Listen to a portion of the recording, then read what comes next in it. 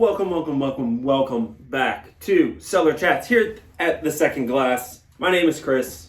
We're here in the lovely cellar at the amazing Second Glass Wine Bar Restaurant, and we're talking about this week's lineup for the weekly wine flights. We're going to the Rhone. You know, some of you might have thought it's beautiful, it's sunny, it's kind of hot.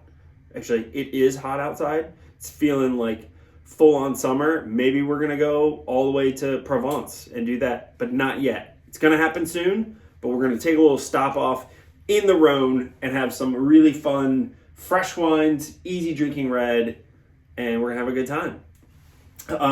So we're going to start out with a little, we're going to jump right into it. Ferraton Fille. This is their little Côtes-du-Rhône Rosé. Not something you see a lot of, to be honest. So I'm pretty excited to get into that. I'm going to roll into Clusel-Roch excuse me. Yes, I'm leaving that on there. Sur le Mont. This is their little like Rhone style white blend. It's labeled Vin de France because it comes from Puy. It's from a few different parcels that are outside of the Côtes-du-Rhône appellation system. So it is labeled just Vin de France, but it is a white Rhone inspired blend, and it is absolutely delicious. And then we're going to end with the always favorite Clos Antonin Côtes-du-Rhône, which is on by the glass here regularly, but always a good go-to.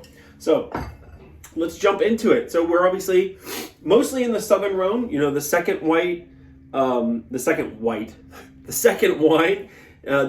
guys are based in the Northern Rhone, but we're going to start out in the Southern Rhone with a little Grenache-based Rosé. And these guys, so Fairton, these guys were founded in 1946 by, I do have some notes here, Samorëns Ferraton, a vigneron and a good friend of a very, well, he was not a good friend of, but the family are good friends of the Chapoutier family. So if you follow Rhone wines or you've purchased, you know, if you've been drinking Côtes-du-Rhônes or anything like that for a while, it is probably one of the more famous names throughout all of Rhone, northern and southern. Michel Chapoutier, really amazing producer, makes excellent wines, and has been a consultant for many, many people. And this winery included, he being a good friend of theirs, they asked him to come on and kind of help guide them through some decisions that they decided to make. They, you know, in like basically in the mid to late 90s, they decided to, you know, focus in on their farming and switch over to organics and then moving into biodynamics, which I'm always excited to hear. Even when I haven't had the wines, it's always good to know that a producer is farming correctly and not using mass amounts of chemicals and pesticides in their vineyards. This Rosé cuvée is Samorëns. Now, for those of you who speak French or read French, you might be able to pronounce that more accurately, but I think I did okay. And like I said, it is mostly Grenache and a little bit of Syrah and some Cinsault. So pretty classic Rosé grape varieties throughout all of southern France. But like I mentioned, you don't see a lot of Rosé coming out of the Rhone itself. You know, the most famous one would be like Tavels, which is I do believe the oldest and the only Rosé specific appellation in all of Southern Rhone. But as far as like seeing a Côtes-du-Rhône Rosé, not super common, but I'm sure that they've kind of uptaked in the amount that is being produced these days because of the craze for pink wine, which I totally understand. Just on the nose, this wine smells gorgeous. Really beautiful, like red and white, like raspberry kind of characteristics. Great, like saline, fresh citrus characters. Can't wait to try this. Like it is sunny, beautiful, and quite warm outside right now. So this wine is feeling very refreshing, even though I haven't tasted it yet.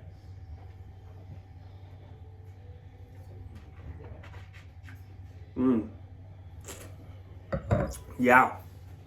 Wow. Great textural element to it. You know, it's got a little bit of like tart fruit characteristics on the palate, which I like. Again, that brings that acidity, that freshness that makes rosé so delicious when it's warm outside. but also makes it a great food pairing wine.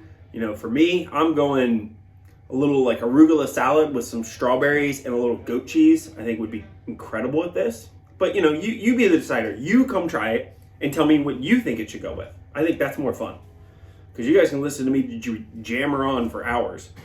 I would love to know what your opinions and thoughts are when you come in and taste this wine, because I think it is really quite lovely. And again, I do like to point out, when I've never had a wine before, I have never had this wine. And I honestly had never seen it until I knew we were filming this.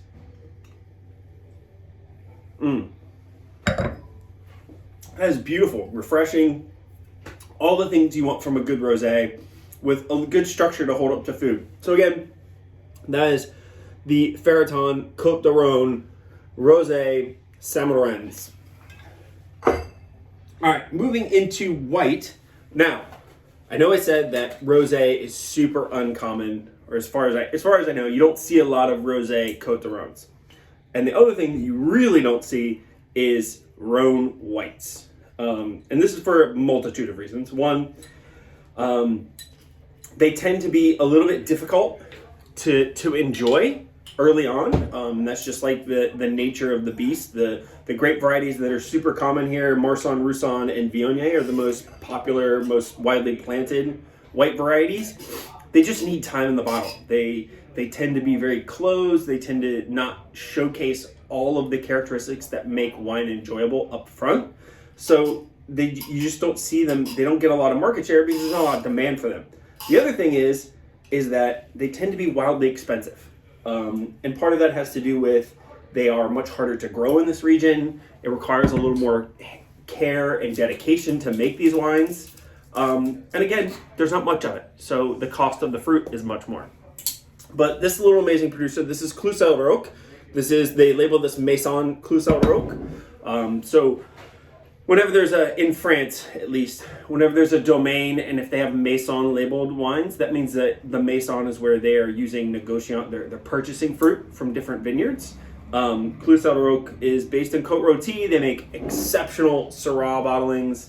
They make a really killer like Gamay, and then they make this really fun little Rhône blend that I'm very excited for. I have not had this vintage. I have had other vintages. Sorry, I'm pulling up my notes because, again, I can't remember everything. But like I said, this is, wow, that's pretty.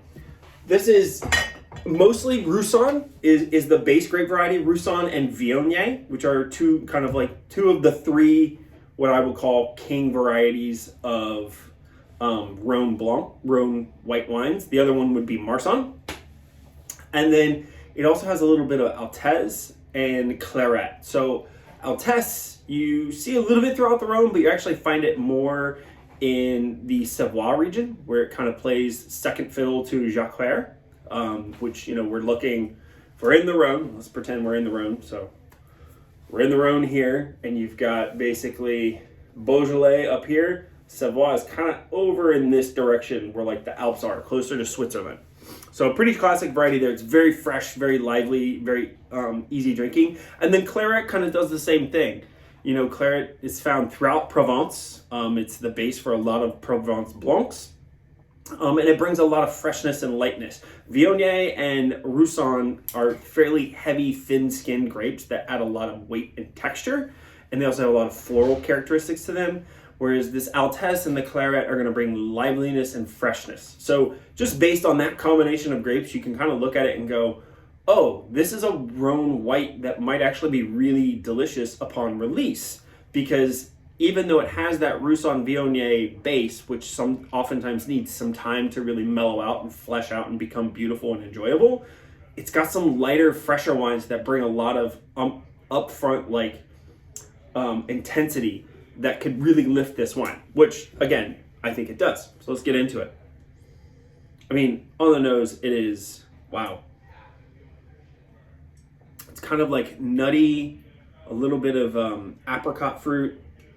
I mean, it's got like a really like kind of creamy, like pistachio, almost like almond. I mean, I know that sounds really wild, but that's what I'm getting on the nose. And that's, Roussanne is very notable for its nuttiness, and then Viognier is very floral, so I'm getting a little bit of that white flower character.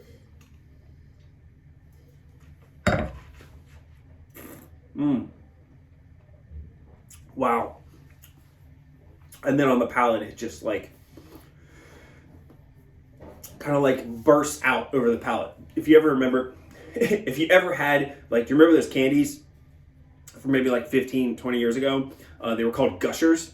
And I think I've talked about this before, and you would just like, it was like this sweet kind of rubbery, like, I don't know what you would call it, like chewy fruit snack type candy. And then you would like press down on it with like the roof of your mouth or like bite into it, and just like this delicious fruit juice would fly out of the inside of it.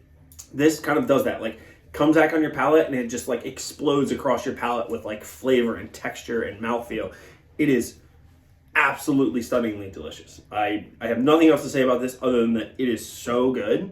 Where the rosé is excellent and fresh and a great way to start, this really kind of brings the heat. I want like a big old piece of like fried chicken or like a roasted chicken in this and call it a day. Wow, that wine did not disappoint whatsoever. Again, Clusel-Roch, their Sur le Mont, Roussanne Viognier based white blend. All right, rolling into the final wine for the weekly wine flight this week. This is Clos Saint-Antonin, their Côtes-du-Rhône, 2018, for anybody who cares about what vintage it was. So this is a cool project. This was, so part of the, it is owned and operated and run by Isabelle Sabon. So Isabelle is part of the Sabon family. They're, and anybody who's going, well, which one? There's like 100 in the Rhône Valley. This is the Sabon family who owns Domaine de la Jeunesse, which is a really exceptional, excellent Chardonnay to pop producer. You know, they've had incredible accolades, lots of awards. You know, they're imported here in North Carolina by Eric Solomon of European Cellars, as is this wine. And then not a few years ago, but in France, typically if you have a winery and you have children, when you pass the winery down, it is then split between the children. And oftentimes it'll go to the eldest child and the other one has to kind of figure out something else to do, or they'll find a way to like kind of split it up so each one gets so much. Here, they had purchased the Clos Saint-Antonin estate, which is a little further south and closer. It's a little bit closer to Châteauneuf than where the Jeunesse estate is. They purchased this pretty old estate, and when they sat down to talk about when passing it on, they decided to kind of split the Jeunesse estate. So they split off some vineyards, this particular house where there was winemaking facilities, and this was given to Isabelle. And she took on a few parcels and this old estate, and then the rest of it went to her brother. So they kind of split it up. She leaned towards vineyards that were a little more Grenache heavy, a little lighter, sandier soils, and her brother for the Jeunesse wines, which typically are a little fuller, a little richer, have a little less sand characteristics. So this is mostly Grenache. And again, being on a lot of sandy soils with a lot more lightness and airiness to it, tends to be a more lively, fresh style of Côtes-du-Rhône. You can kind of see in the glass, it is not a, Côtes-du-Rhônes vary. They can be kind of in this color and they can be all the way up to like inky purple. It just depends on how much other blending varieties are in there between Grenache and Syrah and Mourvedre and things of that nature. But again, this is mostly young vine Grenache with some Syrah and a little bit of Mourvedre. I mean, it is classic Côtes-du-Rhône on the nose. That garrigue, Provençal, like herbs, wild herbs, rosemary, thyme, lavender. Lots of like black and red raspberries. Not black raspberries, but blackberries, in case you wanted to know where I was going with that. There might be black raspberries. I don't know. I would assume those are just blackberries. I'm not a fruit specialist.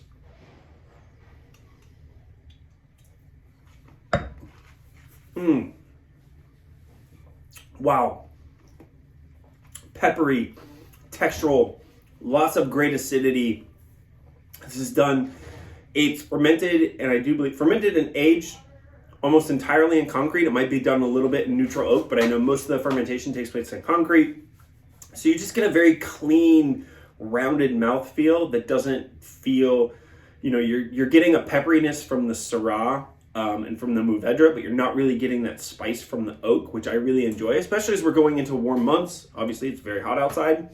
This is a red wine that you really can enjoy in the summer months with great burgers, things off the grill. With the summer menu that chef has put together, this wine works so well.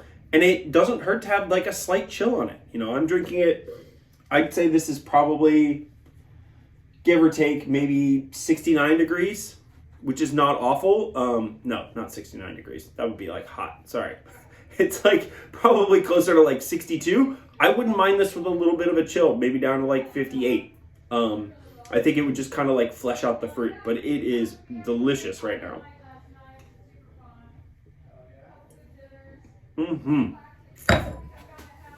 Excellent. So let's do the quick wrap up. Again, this week's weekly wine flights, all about the Rhone. Starting out on the flight, you'll have the Ferraton, Côtes-du-Rhône Rosé, the Samorëns. You'll roll into the Clusel-Roch Sur le Mont, mostly Roussanne and Viognier, and you'll end it with this really lovely fresh Côtes-du-Rhône, primarily Grenache, little Syrah, little Mourvedre. An excellent flight, and I do suggest, and I don't know if I've ever put this out on the videos, if you're watching this and you're in here and you're having the flights, like don't just drink the first one all the way through and then move to the next one. Like kind of bounce around, because they'll change in the glass. They'll change as you taste through the things. They'll change as you have some food. Have a little fun with it. I mean, don't, do what makes you happy, but like, if that sounds interesting and you're here to enjoy them and kind of taste the differences and see what they do and have fun with it, then I highly suggest going back and forth and enjoying them throughout the whole time that you're here. Don't just like go through one, finish it, go to the next one, finish it, go to the next one and finish it. But until next time, be safe, enjoy your friends, go visit people, go to restaurants, have a great time, and I'll see you next week.